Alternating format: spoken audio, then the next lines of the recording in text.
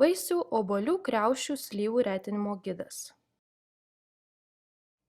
Sveiki atvykę į vaisių retinimo įvadą. Šiame pristatyme jūs sužinosite, kodėl mes darome šį darbą ir kaip teisingai jį atlikti. Su kuo jūs čia susipažinsite, tai tik pagrindai. Visada klausykite ir sekite savo vadovo nurodymų. Pirmąją dieną jums bus pasakyta, kuriai skynėjų grupiai, gengui, priklausote. Taip pat jūs turite būti informuotas, kur dirbsite. Jei jūs nesuprasite kokių nors nurodymų, būtinai klauskite ir susiraskite asmenį, kuris jums visą tai galėtų išversti. Kai jūs atvyksite į lauką, vadovas jums padės pradėti darbą. Žiūrėkite ir atidžiai klausykitės, nes yra daug ko pasimokyti. Vadovai žino ir supranta, kad naujokai visko neprisimins iš pirmo karto. Tiesiog stenkitės dirbti taip gerai, kaip galite ir visada klausti, jei ko nesuprantate. Sveikata ir sauga. Ūkiai gali būti pavojingos vietos. Jūsų ūkis turi darbuotojų saugos ir sveikatos politiką, su kuria jums reikėtų susipažinti. Laikykitės atokiau nuo traktorių ir mašinų. Niekada negalvokite, kad vairuotojas mato jūs. Kai kurios transporto priemonės, pavyzdžiui šakiniai krautuvai, gali greitai judėti į visas puses. Vaisiai, kuriuos retinat, gali būti neseniai purkšti. Visada nusiplaukite rankas po retinimo ir prieš valgį, gėrimą ir rūkymą. Valgyti, gerti ir rūkyti leidžiama tik tam nustatytų laiku per pertraukas. Visada susirinkite šiukšles ir pasiimkite su savimi. Nepalikite šiukšlių mėtysis bet kur ūkyje. Dirbdami dėvėkite laisvus, patogius drabužius. Visada nešiokite su savimi kepurę ir losjoną nuo saulės, kad išvengtumėt saulės smūgio ar nudegimų saulėje. Pasinaudojus losjonu nuo saulės visada nusiplaukite rankas. Priežastys, kodėl retinami vaisiai. Vaismedžiai kiekvieną sezoną užaugina didžiulius kiekius žiedų. Kiek iš jų taps vėliau vaisiais priklausys nuo oro sąlygų, tačiau žiedų visada būna per daug. Jei medis subrandins tiek vaisių, kiek ant jo žiedų, jie paprasčiausiai bus per maži ir netiks pardavimui. Pavyzdžiui, mūsų klientai visada nori tik didesnių obuolių. Smulkūs vaisiai turi mažą arba jokios vertės. Kai šie obuoliai yra prinokę, jie turėtų būti teniso kamuoliuko dydžio. Vaisių retinimas yra labai svarbus darbas. Tai turi būti padaryta teisingai ir kruopščiai. Jums bus naudinga tai, kai vėliau teks skinti vaisių derlių. Taip pat, kaip kad pašalinote per mažus vaisius, jūs turite pašalinti ligotus, pažeistus ir deformuotus vaisius, kaip kad šie obuoliai. Visada juos pašalinkite pirmiausiai.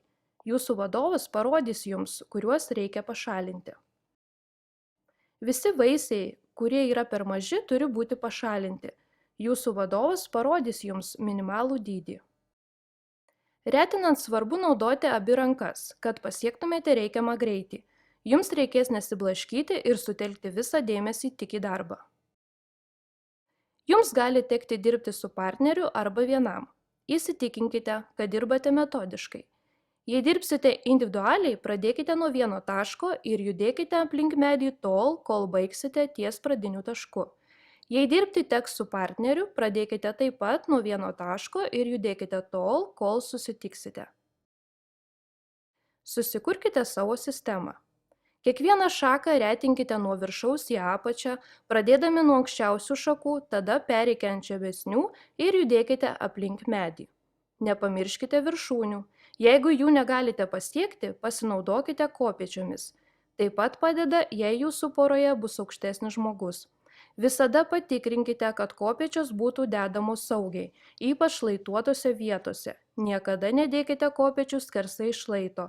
Nerizikuokite savo saugumu dėdami kopėčias. Kai baigsite medį, visada pasitikrinkite dar kartą, ar ko nors nepraleidote. Jei jūsų vadovas patikrinęs darbą pamatys, ką praleista, grąžins jūs atgal. Tai sugaišins jūs. Jei vadovas pakartotinai patikrinęs atras, kad darbą atliekate nekruopščiai, gali sustabdyti jūsų darbą. Daugelis sodų turi taip vadinamus medžius apdulkintojus, kurie yra skirtingos veislės. Jie gali būti pavyzdžiui kas šeštas medis bet kurioje eilėje. Jūsų vadovas turėtų paaiškinti tai ir informuoti, ar juos reikia retinti ar ne. Jeigu bet kuriuo metu nesate tikri apie ką nors, kreipkitės į savo vadovą. Jie yra tam, kad padėtų jums. Skirtingų veislių ir tipų vaisiai turi skirtingų reikalavimų. Pirmiausia, mes apžvelgsime 3 obuolių rūšis, vėliau kriaušes ir galiausiai slyvas. Obuoliai ilgais kotais, pavyzdžiui, kaip gala. Šie obuoliai gali būti pašalinami sukant lengvu judesiu štai taip. Taip pat štai taip. Netraukite obuolių, nes taip galite nutraukti visą kekę. Šios rūšies derlių duoda pirmametės ir senesnės obelys. Nuo storesnių ūglių ir šakų šaliname palikdami po 2, kaip štai, ir 1, kaip štai. Jūsų vadovas padės jums suprasti, kiek obuolių turi būti 50 cm plote. Po vieną obuolį palikti yra geriau nei po 2, nes jie užaugs didesni. Palikite po 2 obuolius ten, kur reikia, įsitikindami, kad užtenka vaisių. Jums gali būti nurodyta, kad yra gerai palikti 3 obuolius, jei jie yra visi dideli ir ant tvirtos šakos. Jie gali būti ir ant silpnų šakelių, kaip šios. Ant silpnesnių šakų, ypač tokių nulinkusių kaip šios, retinant reikia palikti po vieną obuolį, kaip parodyta. Atminkite, kad visada reikia pašalinti ligotus, pažeistus ir deformuotus vaisius. Šių veislių nokstantys obuoliai turėtų būti teniso kamuoliuko dydžio. Tokie patys obuoliai turėtų būti ir sekančios veislės, kurią aptarsime. Šios veislės turi turėti spalvą, kurią gauna iš saulės spindulių. Retinant, pirmiausia reikėtų pašalinti tuos obuolius, kurie auga apačioje šakos, nes jiems saulės šviesos tenka mažiausiai. Obuoliai trumpais kotais, kaip pavyzdžiui koks. Retinant koks veislės obuolius reikia būti ypač atsargiems, todėl, kad šie vaismedžiai turi labai mažai obuolių. Taip pat daug iš jų yra deformuotų, netaisyklingos formos. Jie turi trumpus kotelius ir gali būti pašalinami prilaikant obuolį ir lengvai pasukant. Būkite atsargūs, netraukite vaisių, nes gali nukristi visa kekė. Pašalinkite nustatytą kiekį obuolių, palikdami kas 50 cm po 1, 2 ar 3. Ten, kur yra didelės kekės, geriausiai palikti po 1 obuolį, kitu atveju ant šakos palikti po 2 ar 3 didelius obuolius, jeigu ant jos nėra daugiau obuolių. Koks veislės obuoliams reikia spalvos, kurią jie gauna iš šviesos. Retinant, pirmiausia reikėtų pašalinti tuos obuolius, kurie auga apačioje šakos, nes jiems šviesos tenka mažiausiai.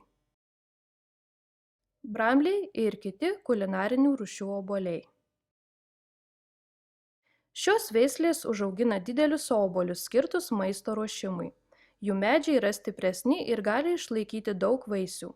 Prinokusių vaisių spalva yra žalia, todėl šviesa jiems mažiau svarbi. Brambliai turi labai trumpą kotelį, todėl obuolius teks liesti rankomis. Šie obuoliai gali būti pašalinami sukant lengvu judesiu štai taip. Netraukite vaisių. Visada stenkitės palikti didžiausius vaisius, nebent jie yra deformuoti, kaip šie. Didžiausias obuolys kekėje kartais gali būti deformuotas, kaip šis, ir turi būti pašalintas. Ant stipresnių šakų reikėtų palikti po 2 obuolius. Obuoliai išaugs dideli, todėl vaisiai esantys šalia vienas kito turi būti išretinti, paliekant tarp jų vienodus 15 cm intervalus, kaip kad parodyta. Kai kurie obuoliai bus daug mažesni, todėl ant silpnesnių šakų reikėtų palikti po 1 obuolį. Kriaušės.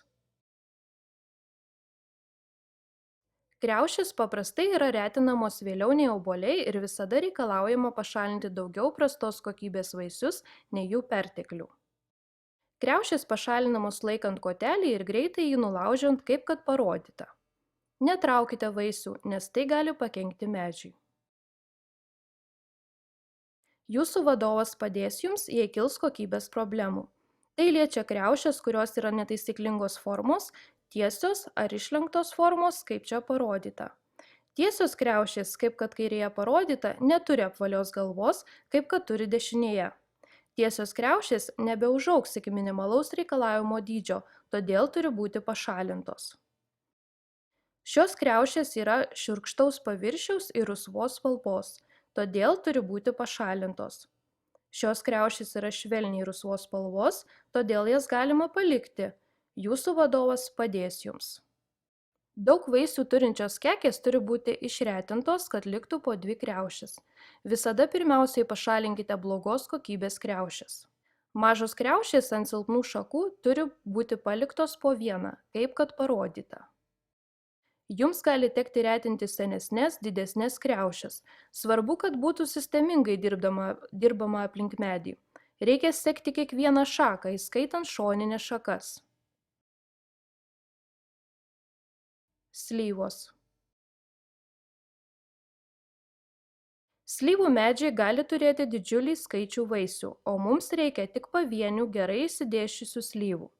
Kai slyvos vaisius yra prinokęs, jis būna tokio dydžio. Ten, kur yra labai daug vaisių, reikėtų retinti naudojant 2 skirtingus metodus.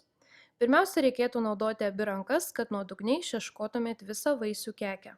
Dirbti reikėtų pradėti nuo vidaus ar apačios šakų, nes šie vaisiai bus labiau pasislėpę derliaus nuėmimo metu. Pašalinti 80% perteklinių vaisių. Tai daryti reikėtų gana greitai. Kitas svarbus žingsnis – palikti pavienes slyvas reikiamu atstumu nuo viena kitos. Slyvos gali būti pašalinamos staigiu judesiu, laužiant ar stumiant kotelį nykščiu, kaip kad parodyta. Jei derlius bus menkesnis, gali būti, kad teks retinti pakartotinai. Visada dirbkite sistemingai aplink medį, apžiūrint kiekvieną šaką nuo viršaus iki apačios. Ypač didelį dėmesį skirkite šakoms esančioms viduje. Slyvos slepiasi ir kai kurios iš jų gali būti pasiekiamos tik lietimo pagalba. Santrauka. Vaisių retinimas nėra sunkus fizinis darbas, tai malonus darbas. Išimčių nėra, kiekvienas medis turi būti kruopščiai išretintas šakelė po šakelės. Tiksliai laikykitės nurodymų gautų iš savo vadovo. Sužinokite pirmiausiai, kaip darbą atlikti teisingai ir tik po to, kaip jį atlikti greičiau. Nesvarbu, ar jums bus mokama už medžius ar valandas, svarbu dirbti greitai, visada naudoti abi rankas ir nesustoti. Pagavus ritmą išlaikyti pastovų greitį, tačiau retinimas negali būti skubotas ir atliekamas atmestinai. Kai kurie medžiai turi mažiau vaisių, kai kurie labai daug. Jei medis turi labai nedaug vaisių, gali nebereikėti jų retinti, arba galbūt pašalinti vos kelis vaisius. Visada pirmiausiai pašalinkite pažeistus, ligotus ir deformuotus vaisius. Tai padidinsite geresnio būsimo derliaus tikimybę. Vaisių retinimas yra vienas iš svarbiausių darbų sode. Žiūrėkite į tai rimtai ir prisiminkite, kad sąžiningai retindami jūs padedate sau. Geras retinimas visada reiškia lengvesnį derliaus nuėmimą.